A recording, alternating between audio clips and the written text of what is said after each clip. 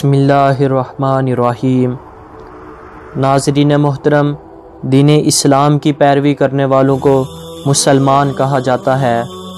مسلمان کا لفظ مسلم سے ماخوذ ہے، جس کے معنی تسلیم کرنا ہے۔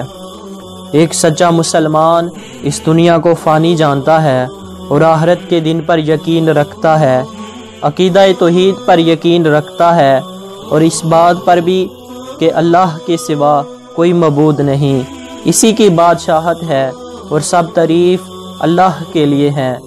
زندگی اور موت اللہ کے ہاتھ میں ہے اور حضرت محمد اللہ کے بندے اور رسول ہیں۔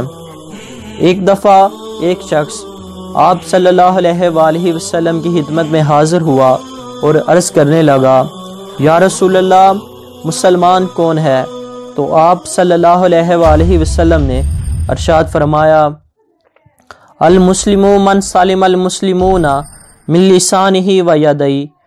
مسلمان وہ ہے جس کی زبان اور ہاتھ سے دوسرے مسلمان محفوظ رہیں۔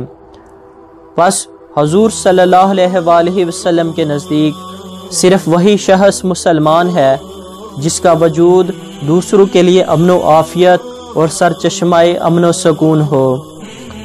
مجھ جیسے ان گنت مسلمان جنہیں بچپن ہی سے سکھایا گیا ہے کہ ہمارا دین دوسروں کا خیال اور ان کی عزت و احترام کا حکم دیتا ہے۔ ہمارے پیارے نبی حضرت محمد نے ارشاد فرمایا، تم میں سے کوئی اس وقت تک مسلمان نہیں ہو سکتا جب تک کہ اپنے بھائی کے لیے وہی چیز پسند نہ کرے جو اپنے لیے پسند کرتا ہے۔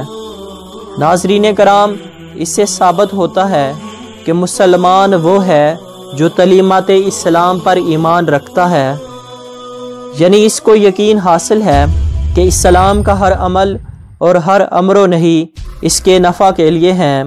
جی ہاں، مسلمان اسی کو کہتے ہیں جو ایاک نعبد کا پیکر بن جائے، جو صرف اور صرف اللہ ہی کی عبادت کرے، اس کے وجود سے عبادت غیر کی ہر صورت کا خاتمہ ہو جائے، عبادت میں اس بندے کا اخلاص بڑھتے بڑھتے اس کو ایسا کر دے کہ اس کا ہر کام اللہ کی رضا خوشنودی کے لیے ہو۔